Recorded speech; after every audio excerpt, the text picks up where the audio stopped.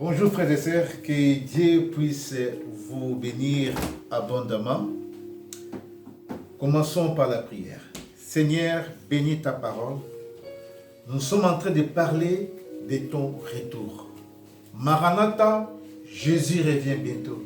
Seigneur, éclaire-nous, parlez-nous. La Bible dit ceci, vaut mieux la fin d'une chose que son commencement. Seigneur, merci pour mon frère ou ma sœur qui va sur cet enseignement. Bénis-les. Au nom puissant de Jésus-Christ, nous prions, disons Amen. Frères et sœurs, bonjour. Nous sommes sur notre série sur les retours du Christ. Ça, c'est la 9e partie ou le 9e enseignement sur les retours du Christ, où nous sommes toujours en train de parler sur les milléniums. Alors, dans cette série sur les retours du Christ, le thème d'aujourd'hui, ou la 9e partie, ou le 9e enseignement, vous qui suivez cet enseignement, bien dosé, chronométré, méthodique, systématique, 1 jusqu'à 9. Aujourd'hui, 9e enseignement, pourquoi Satan sera relâché à la fin des milléniums? Point d'interrogation. C'est une interrogation dans la phrase. Pourquoi Satan sera relâché à la fin du millénium? Nous avons déjà vu l'enlèvement, nous avons vu l'Armageddon, la tribulation, le pendant des milléniums, l'antéchrist, la bête, nous avons vu beaucoup de choses. Mais là, nous entrons vers la dernière partie, le 9e enseignement. Pourquoi Satan sera relâché à la fin du millénium? Laisse-moi faire une petite révision dans la Bible toujours sur l'enseignement la fois passée pendant le millénium. Je lis d'abord Ésaïe chapitre 11, verset 5 au verset 9. La justice sera la ceinture de ses reins et la fidélité la ceinture de ses hanches. Le loup séjournera avec l'agneau et la panthère se couchera avec les chevaux. Les veaux, les lionceaux et les bétails qu'on engraisse seront ensemble. Un petit garçon les conduira. Un petit garçon, nous sommes en train de voir les animaux avec un petit garçon, avec un être humain. Un homme qui est en train de conduire, ce n'est pas n'importe quel animal, les animaux féroces. La vache et l'ours auront un même pâturage. Voilà la vache et l'ours. L'ours que vous connaissez, c'est carnivore nordique dans le polaire, dans les régions glaciaires. Ça va ensemble avec la vache, terrible. L'appétit est une même couche et les lions comme le bœuf mangera de la paille. Les nourrissons s'abattra sur l'antre de la vipère. Et l'enfant, c'est vrai, mettra sa main dans les trous de la spique. Il ne se fera ni tort ni dommage sur toute ma montagne sainte, car la connaissance de l'Éternel remplira la terre. Voilà, frères et sœurs. Là, nous sommes en train de parler de pendant les milléniums, où nous avions dit qu'il y aura la vie va continuer, qu'il y aura des bouleversements topographiques, il y aura un changement zoologique, c'est-à-dire les animaux vivront ensemble avec les hommes. Ça, c'était, imaginez-vous que la panthère soit ensemble avec une chèvre. Imaginez-vous que la vipère soit ensemble avec un homme. Imaginez-vous les crocodiles, les caïmans, cet animal terrible avec des mâchoires épaisses, va vivre ensemble avec l'homme. Là, nous rentrons au jardin d'Éden, dans la création où Dieu a créé le monde pour que le monde soit à lui et les animaux et l'homme vivent ensemble, c'est-à-dire même à la création, Adam et Ève communiquaient comme ça avec les animaux et les serpents, tous ces animaux féroces, c'est-à-dire pendant les milléniums, ce sont des choses que nous allons vivre parce que la méchanceté va diminuer, les hommes vivront assez longtemps. Et voilà, ce sera une belle vie, ce sera en fait un royaume de paix et de joie. Je l'avais dit, sabbat de la terre. Voilà en bref comme révision ce que nous avons vu pendant les milléniums. Changement du régime alimentaire, nous retiendrons en fait l'homme deviendra herbivore comme Dieu l'avait créé. Et tous ces changements feront que nous allons rentrer en fait dans un naturalisme parfait où l'homme redevient naturel et avec les animaux méchants, ils sont ensemble et l'homme redevient herbivore. Donc les bio. Donc nous retournons au bio. Voilà, ces derniers temps, les gens consomment beaucoup la nourriture biologique, les bio, donc organique, comme on dit en anglais. Et voilà, ça nous fait beaucoup du bien et les gens sont en bonne santé. Alors, mais à la fin de cette période, la Bible nous dit que Satan sera relâché. À la fin de cette période de millénium, Satan sera relâché. Donc, c'est ça le thème de mon message. Nous sommes dans le retour du Christ. Pourquoi Satan sera relâché à la fin du millénium? Directement, je prends ma Bible, le livre d'Apocalypse, chapitre 20, et je vais lire du verset 1 à 11. Apocalypse chapitre 20, verset 1 à 11. Je lis rapidement. Puis je vis descendre du ciel un ange qui tenait la clé de l'abîme et une grande chaîne à la main. Il saisit le dragon, le serpent ancien qui est le diable et Satan, et il le lia pour 1000 ans. Il le jeta dans l'abîme qu'il ferma et scella au-dessus de lui, afin qu'il ne séduise plus les nations jusqu'à ce que les 1000 ans soient accomplis. Après cela, c'est-à-dire après les 1000 ans, il faut qu'il soit délié pour un peu de temps, c'est-à-dire à la fin du millénium, Satan sera délié, relâché pour un peu de temps, c'est-à-dire à la fin du millénium. Je vis des trônes à ceux qui s'y assirent, fit donner le pouvoir de juger, et il fit les âmes de ceux qui étaient morts sous la hache à cause du témoignage de Jésus et de la parole de Dieu, et de ceux qui ne s'étaient pas prosternés devant la bête ni devant son image, qui n'avaient pas reçu la marque sur le front et sur la main. Ils rêvèrent à la vie et ils régnaient avec Christ pendant 1000 ans. Les autres morts ne rêvèrent pas à la vie jusqu'à ce que les 1000 ans soient accomplis. C'est la première résurrection. Heureux et saints ceux qui ont part à la première résurrection. La seconde mort n'a pas de pouvoir sur eux, mais ils seront sacrificateurs de Dieu et du Christ. Ils régneront avec lui pendant 1000 ans. Quand les 1000 ans seront accomplis, écoutez, peuple de Dieu, Satan sera relâché dans sa prison.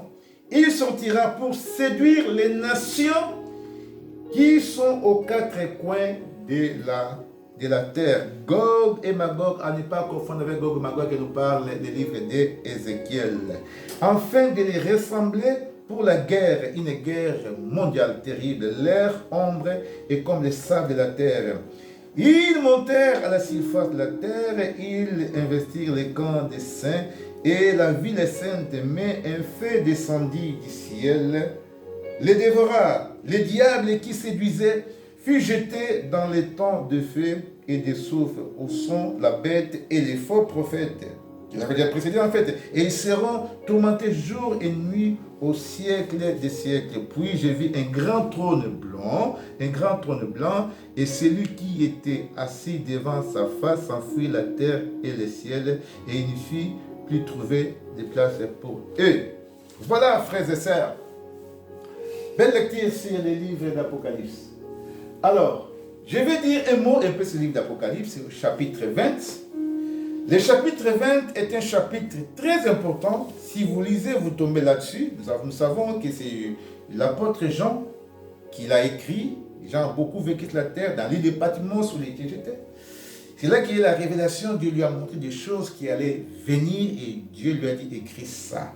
Donc, il parle des églises de l'Asie mineure. Après, il va prendre l'image, expliquer les choses qui vont se passer vers les temps de la fin, c'est-à-dire l'eschatologie, les derniers temps, la bête, les faux prophètes, et c'est ça que nous avons. Alors, nous sommes en train de parcourir toute la Bible. Si nous commençons à Genèse et nous arrivons à Apocalypse, ça c'est les terminus, c'est comme un bus qui quitte un point pour arriver en fait à la gare, comme un train qui quitte le débit pour arriver au terminus. Là, c'est le livre de l'Apocalypse. Donc, nous allons atterrir maintenant dans les derniers livres où nous allons parler en fait du dernier temps. Alors, il me reste encore un enseignement, c'est l'enseignement 9. Ah voilà. Donc, le livre d'Apocalypse, chapitre 20, c'est même les entrailles du livre d'Apocalypse. Je veux dire, c'est même vraiment la matrice, c'est même, comme on dit, c'est disque dur, en fait, comme l'ordinateur, où il y a vraiment la matière, où nous voyons le mot millénium évoqué, cité 6 fois. Le mot millénium ne se trouve pas dans la Bible, mais nous trouvons le mot 1000 ans. Règne de 1000 ans, 1000 ans. D'où vient le mot millénium 6 fois dans le chapitre 20. Donc on nous explique que Christ va venir, il va régner pendant 1000 ans. Et on nous dit ceci qu'à la fin de ce millénium, donc Satan sera relâché. Satan sera relâché. On ne parle pas de la bête, on ne parle pas des faux prophètes que nous avions déjà évoqués, mais on nous parle de Satan lui-même. Cet être bizarre, Lucifer, le dragon, le serpent ancien, celui qui avait trompé Adam et Ève. Au début, il est enchaîné dans une prison, mais à la fin, il est relâché. C'est ça que je vais aborder pour expliquer pourquoi d'abord il est relâché. Donc au moins 4 raisons, parce que je n'ai que 25 minutes pour donner cette matière de façon systématique claire, pour que les saintes puissent nous aider à comprendre ces livres. Donc, quelques raisons pour lesquelles au pluriel Satan sera relâché. Première raison, Satan est relâché pour tester ce qui était né pendant les milléniums, parce qu'il y avait une vie. Alors il y avait une vie, on avait vu que les gens vivent longtemps. Satan, il est relâché. Dieu, dans son plan, il est relâché. Il va voir, je pense, il dit, mais peut-être que Satan va se repentir. Non, Satan ne se repent pas. Il sort, il prend ses cornes et ses habitudes. Il a été meurtrier depuis le début jusqu'à la fin. Nous sommes en train de voir Satan dans son travail diabolique depuis Genèse. Tout ça, ici aussi, il sort. C'est comme si nous sommes au jardin d'Éden. Il sort encore pour tester, pour faire tomber les chrétiens, mais pour un peu de temps, vers la fin des milléniums. Donc, au verset 7, on dit qu'il sort pour séduire. Au verset 7, Apôtre 20, il sort pour séduire les nations. C'est-à-dire, pendant les milléniums, il y a des nations.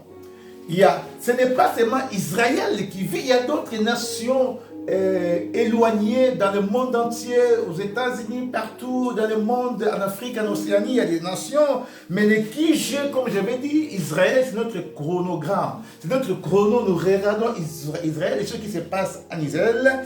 Donc ça, c'est notre focus, ça, c'est notre montre. Et là, des choses, mais là, c'est les QG de Dieu, parce qu'Israël a été choisi comme une nation sainte, choisie par Dieu lui-même. Alors, Satan va séduire d'autres nations. Aujourd'hui, il y a déjà la séduction qui est là, mais là, ça sera le paroxysme. Ça sera avec éloquence, ça sera vraiment le travail de Satan pour haranguer, séduire. Ça, vous êtes en train de voir la magie, la sorcellerie en Afrique, dans le monde entier, en Océanie, en Afrique. Satan est en train de faire ça déjà. Et pendant cette période, quand il est relâché, rapidement, soldat de diabolique, Satan, il va séduire les nations. Comme nous l'avons vu au verset 7. Quand les 1000 ans seront accomplis, Satan sera relâché de sa prison. Il sortira pour séduire les nations qui sont aux 4 coins de la terre, Gog et Magog. J'attire l'attention, il ne s'agit pas en fait de l'Armageddon. Frères et sœurs, laissons-nous enseigner par la parole de Dieu. Regardons ce que les Écritures disent. Ce n'est pas l'Armageddon. L'Armageddon, c'est la guerre qui a eu en fait au début des milléniums. Mais ici, nous sommes en train de parler de Gog et Magog, à ne pas confondre avec Ézéchiel 38, 2, quand Israël est en Babylonie, où Dieu montre Gog et Magog. Ça, c'est quand Israël est en fait en esclavagisme et agonie. Donc, Ézéchiel 38, 2, ce n'est pas ça. Ça, c'est quelque part. Mais derrière ça, c'est peu avant, c'est avant Jésus-Christ. Mais ici, Gog et Magog, c'est-à-dire que ce sont les nations éparpillées dans le monde entier. C'est ça l'explication de Gog et Magog à la fin des milléniums. C'est-à-dire toutes les nations qui sont éparpillées, les Flamands, les Wallons, les Batétélas, les Wolofs, les Pels, les Ashantis, les Égyptiens, les Indiens, toutes ces nations éparpillées dans le monde. Satan, par sa puissance satanique, il va aller regrouper toutes ces nations pour une guerre mondiale. C'est cette guerre que nous appelons Gog et Magog. C'est ça, c'est une guerre mondiale. Et c'est ça la vision que Jean avait vue des sauterelles. Et c'est comme des hélicoptères, c'est beaucoup de choses qui vont se passer. Donc Jean a vu toutes ces choses-là. Il est en train de voir dans l'océan, il y a des choses qui sortent. Donc c'est une guerre terrible, une guerre que Satan va organiser. En fait, c'est la dernière bataille parce que ces lieutenants, il y a la bête et les faux prophètes qui sont déjà dans l'affaire. Voilà Satan comment trompe les gens. Vous allez voir dans la vie, il y a des gens qui vous trompent. Ils trompent des bien-aimés. Ils trompent ceci. Déjà, vous irez en enfer avant lui. Cette personne qui vous trompe, cette personne qui a un mauvais plan, il va vous séduire. Les marabouts va vous séduire. Tu vas voir, tu pars chez les marabouts. Tu vas perdre ta vie avant les marabouts resteront encore à vie. Parce qu'il va te tromper. Les sorciers, tous ces gens que vous consultez, ils vous trompent et vous mourrez jeunes.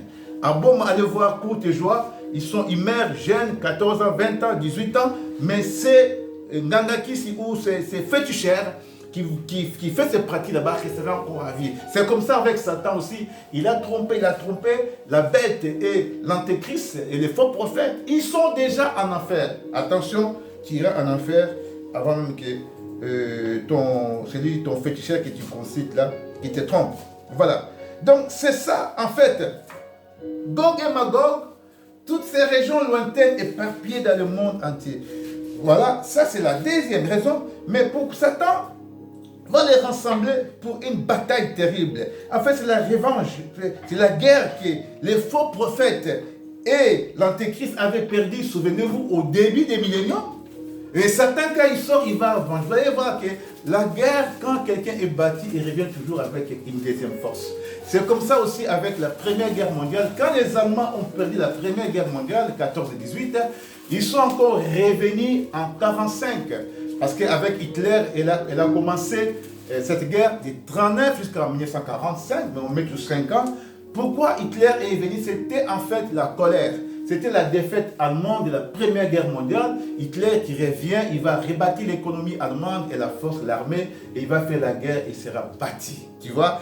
Donc c'est la même stratégie de Satan. Il sait qu'il a été bâti, ses lieutenants ont été battus. Lui-même, c'est la dernière force. Il va chercher maintenant à attaquer les rois des rois. Jésus-Christ même qui règne sur la terre, le millénium, c'est la terre, comme on a expliqué, les versets sont clairs. Ses pieds, c'est le poste des oliviers. Il est là, il règne.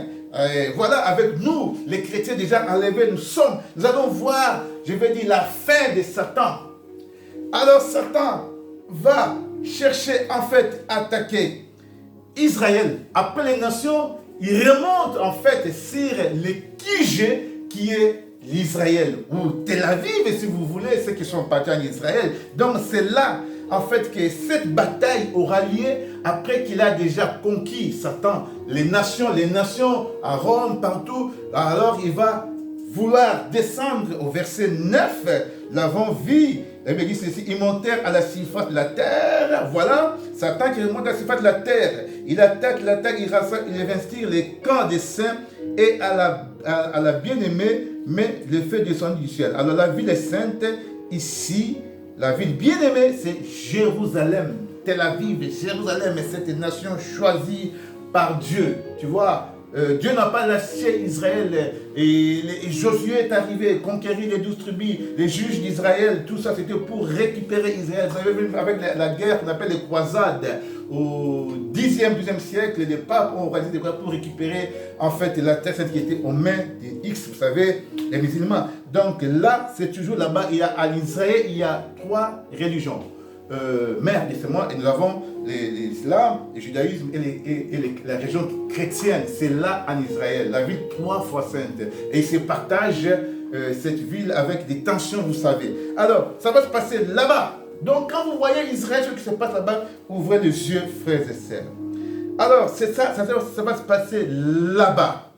Il est relâché, il a séduit, il a une équipe avec lui, mais ces deux lieutenants, les faux prophètes, qui sont déjà en enfer. Et lui va venir chercher la guerre. Mais il sera écrasé.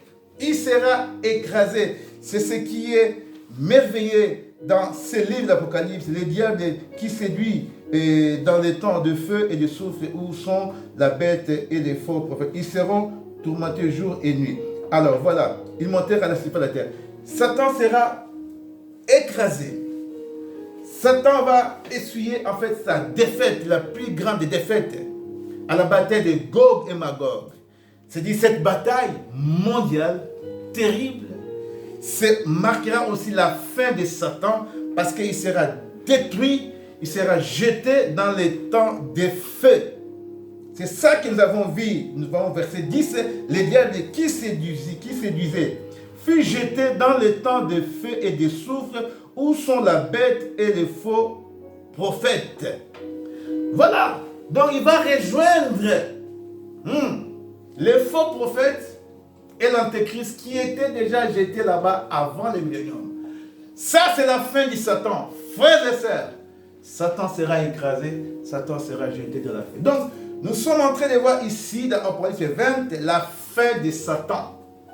La fin de Satan. Sa fin, il aura une fin. Dieu lui a donné toutes les occasions. Pendant le millénium, prison, il sort, c'est comme un récidiviste.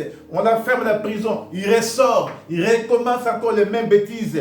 On lui dit arrêtez avec les assassinats, ceci, cela. Mais cette fois-là, c'est la fin de Satan. Il sera tourmenté dans le feu éternel en enfer. La place est là-bas. Dieu ne lui a pas réservé ça. Il s'est lui-même créé ce plan de vie.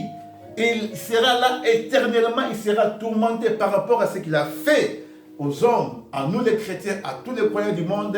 Là, ça sera pour l'éternité, toute sa vie. Il sera dans les tourments, c'est-à-dire avec sa conscience. Je vous parlerai, inspirer un peu comment la vie se passera en fait dans le feu, dans le temps de feu. Il a la conscience, il souffre. Frères et sœurs, tous ceux qui ne croiront pas en Jésus-Christ, leur place est là-bas. Ce n'est pas Dieu qui la voit là-bas, mais parce qu'ils ont fait leur choix en refusant la parole de Dieu, en rejetant Jésus-Christ, ils seront là-bas. Ils vont suivre aussi les diables et Satan, les faux prophètes là-bas. Alors là, nous sommes directement, vous voyez, au verset 11, puis j'ai vu un grand trône blanc, celui qui était assis devant sa face s'enfuir la terre et le ciel. Donc la terre et le ciel vont s'enfuir, vont changer. Et on parle du trône blanc. Le trône blanc, c'est le dernier jugement. C'est le dernier jugement. Les derniers jugements. Pour ceux qui n'ont pas crié, l'Église ne va pas participer à ce jugement là-bas, les trônes blancs. L'Église est déjà enlevée et elle règne avec Jésus-Christ. Ça, c'est pour ceux qui n'ont pas crié et ceux qui n'ont pas pris part à la première résurrection dont je parlais avec l'enlèvement, ils restent là-bas. Ils vont résister là-bas pour le jugement. Et quand ils vont sortir dans ce jugement là-bas, c'est ça qu'on appelle le trône blanc. Ce n'est pas le retour de Christ, c'est le cheval, mais le trône blanc de Jésus-Christ. Il revient en force, Satan sera écrasé et ses adeptes. Et là, nous prenons directement le trône blanc. Donc prochainement, je vais parler du trône blanc. Que Dieu puisse te bénir pour cet enseignement. Que Dieu te bénisse. Prochainement, ce sera le trône blanc. Amen, amen, amen.